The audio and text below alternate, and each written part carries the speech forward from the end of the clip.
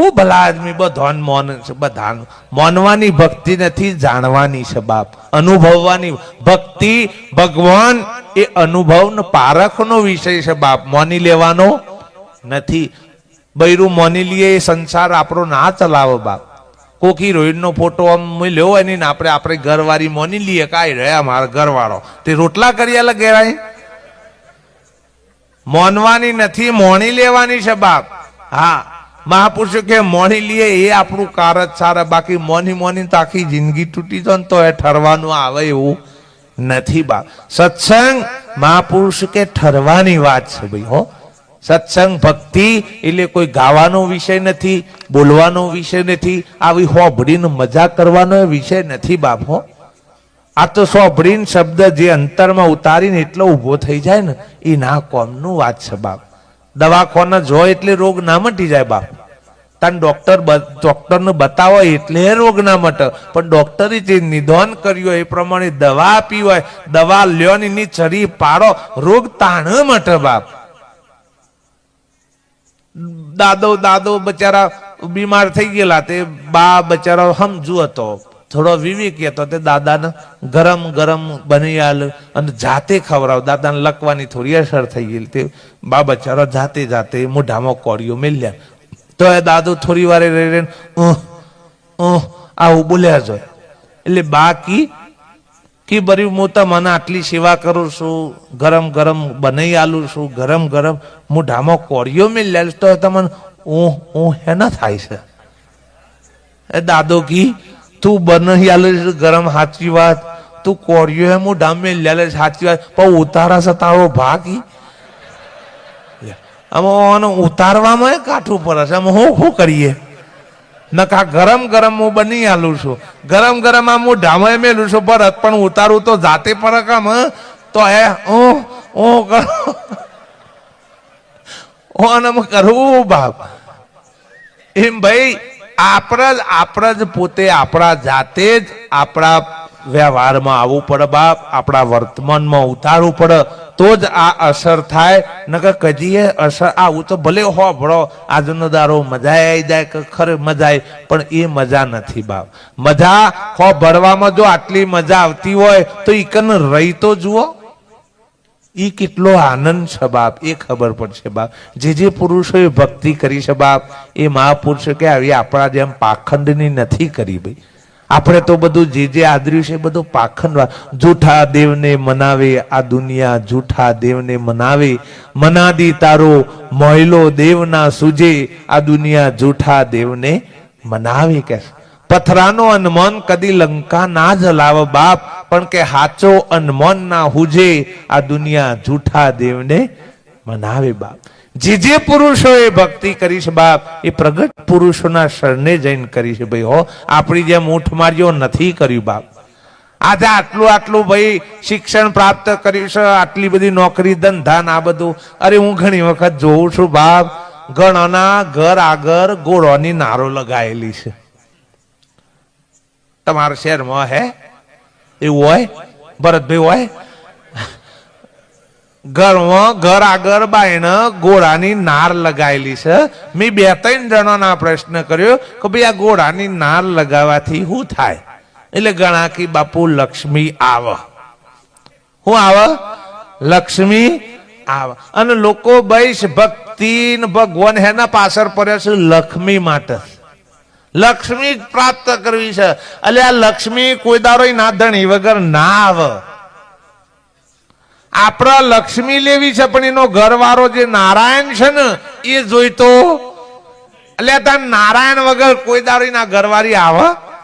નારાયણ ને લાવો એટલે પેલી એમની હેડી આવે, પણ આપણો ભગવાન જોઈતો નથી. બધાનો બસ લક્ષ્મી જ જોઈએ છે. તે કી બાપુ લક્ષ્મી આપણા ઘેર આવે ને એટલે ગોળાની નાર લગાવવાની. મેં કીધું હારું બાપ, એવું હોય તો હારું.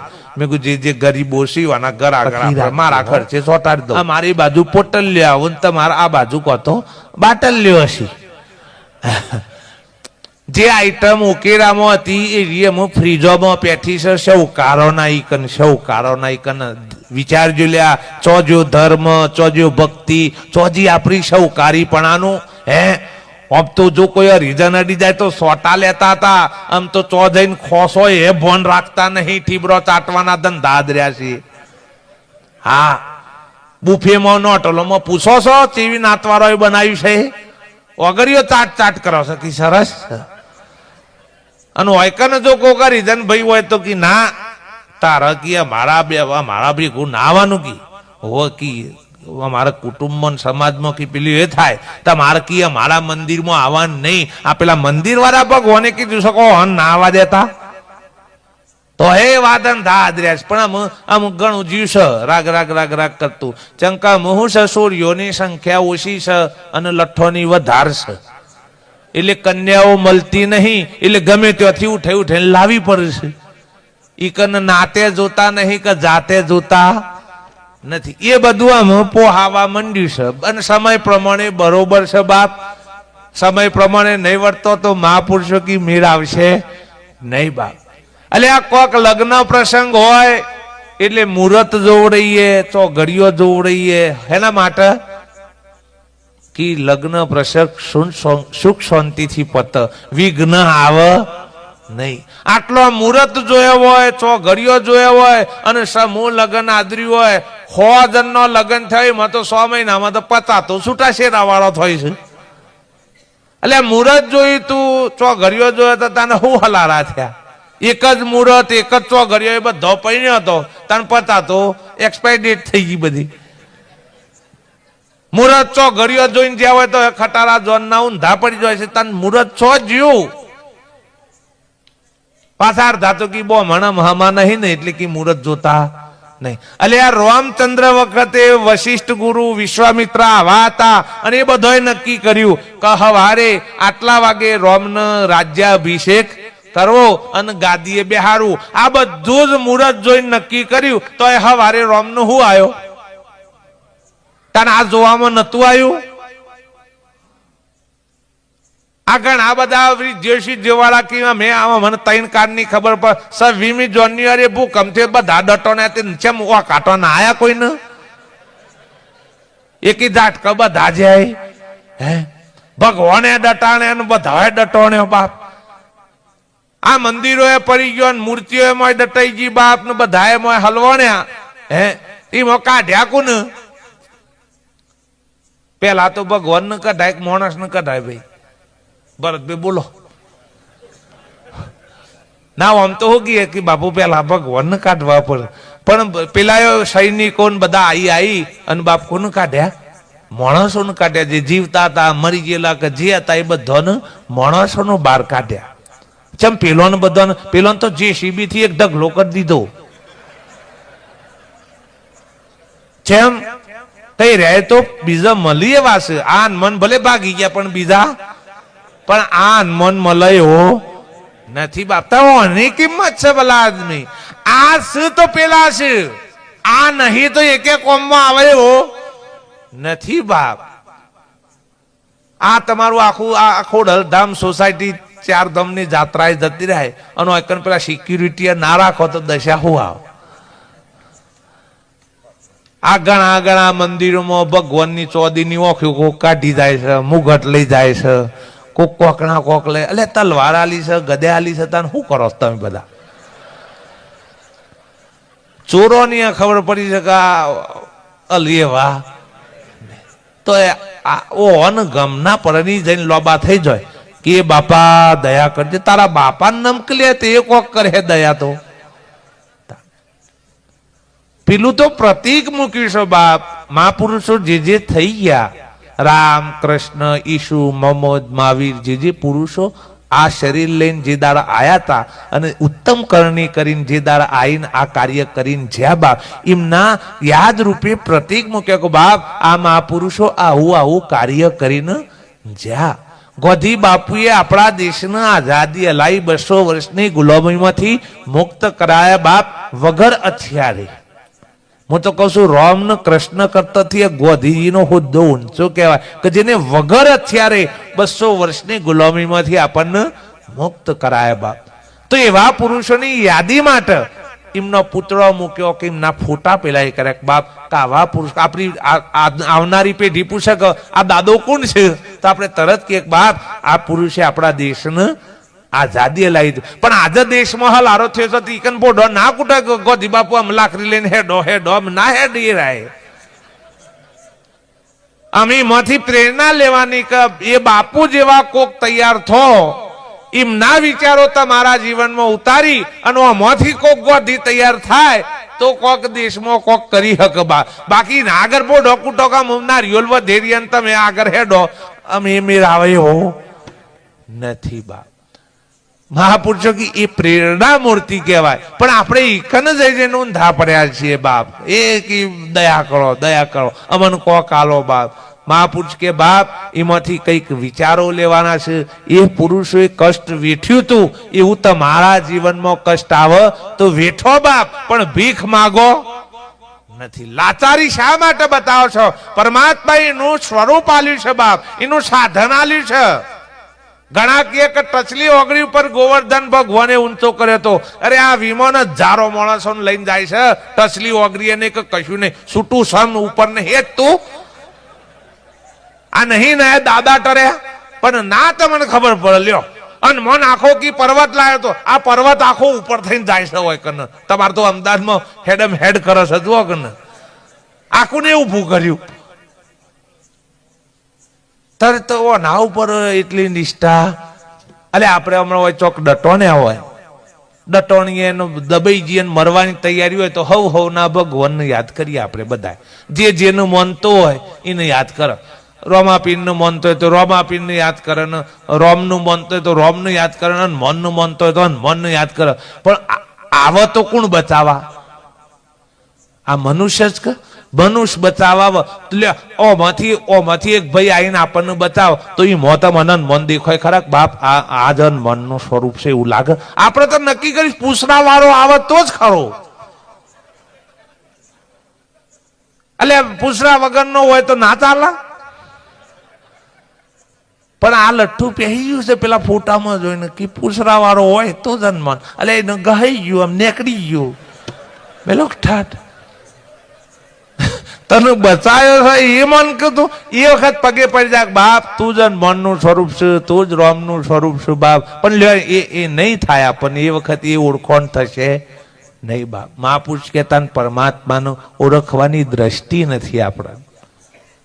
હોનાનું ઓળખવાની દ્રષ્ટિ આવી જોઈએ બાપ. આપણે ગળામાં હોનો તો પહેરીએ છીએ પૈસા ખર્ચીને આપણા ગળામાં પહેર્યો છે પણ એની પારખ આપણને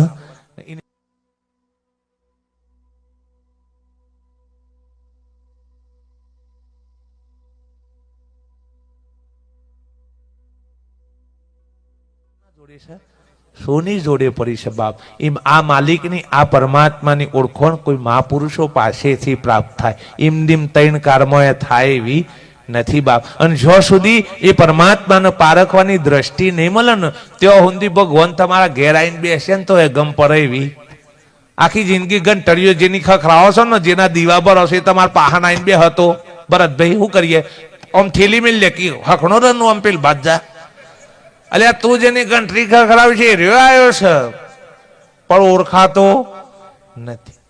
ઓયથી અંબાજી 25 વર્ષ સુધી હેડીને જતા હોય અને કોક દાડો અંબાજીની ઈચ્છા થાય કે ભગત 25 વર્ષથી આવે છે તો લાય તાને ઇન હોમાં જઈને દર્શન આલું. વાઘ ઉપર બેહીને રહ્યો હોમાં આવે તો આઈ રહ્યા એવું ભાળ.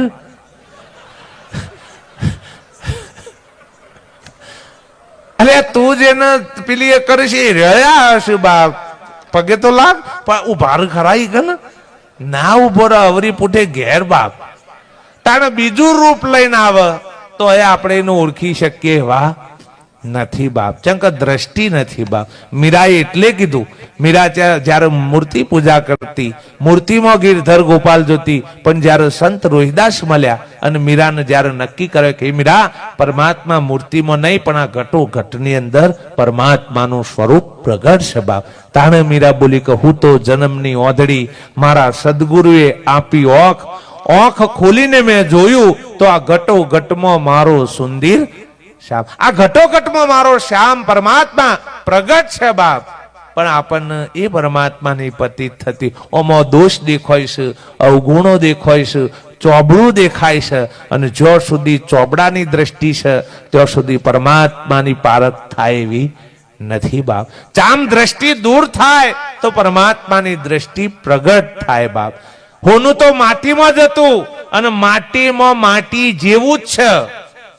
આપણે હોનાની જરૂર પડે ને ભાઈ તો ડાયરેક્ટ ખોણમાં લેવા ના જઈએ. તો જઈએ સોની પાસે જઈએ અને ડાયરેક્ટ ખોણમાંથી હોનું ના મળે એથી તો માટી જ હાથમાં આવે બાપ.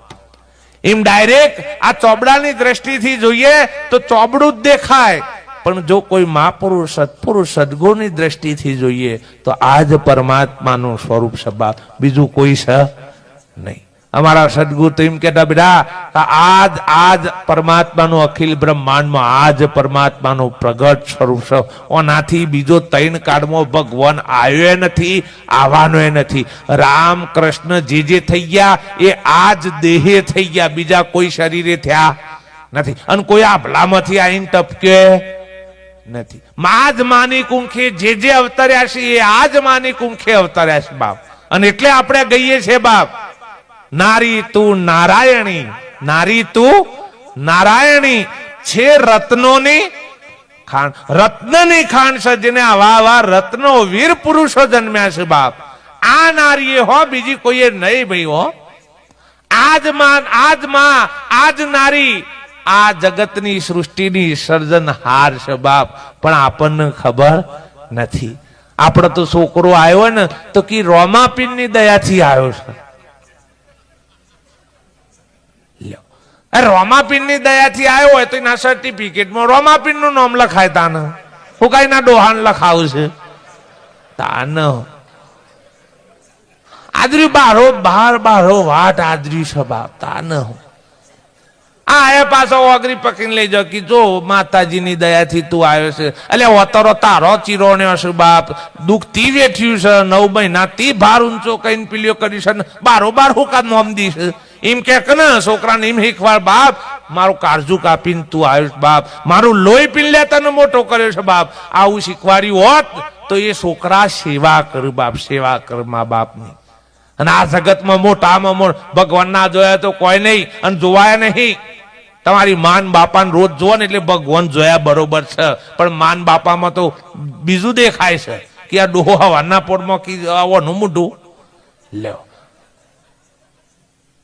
પણ ભાઈ આપણે સંસ્કાર વારસા આલ્યા છે, મિલકતોના, સંપત્તિના, ધનના, પણ ભક્તિના કે ધર્મના વારસા આપણે આલ્યા નથી. અને એ ના જ લીધા ગઈ ઘર ખુલ્યો છું બાપ. હો આ લખી રાખજો, ગઈ ઘર ખુલ્યો છું એનું મૂળ કારણ આપણે છીએ, બીજું કોઈ જવાબદાર છે નહીં. આપણે આપણી સંતતિને ભક્તિનો કે ધર્મનો વારસો આલ્યો નથી બાપ. જો એ ધર્મનો વારસો ને ભક્તિનો વારસો આલ્યો હોત તો એ જ દીકરા સેવા કર. આપણા ધર્મશાસ્ત્રો મેં લખ્યું છે કે માતૃ દેવો ભવ, પિતૃ દેવો ભવ, અતિથિ દેવો ભવ, આચાર્ય દેવો ભવ અને ગુરુ દેવો ભવ. આપણા ધર્મશાસ્ત્રોમાં 5 જ દેવો ભવ કીધા છે, બીજા કોઈને નહીં કીધા. તો એ પરચુરન લાઈ ઘરમાં ગાલે છે, ઘરમાં ગાલે છે. આ બાજુ જે અતિથિ લકોટો ઉઠાઈ લાયા.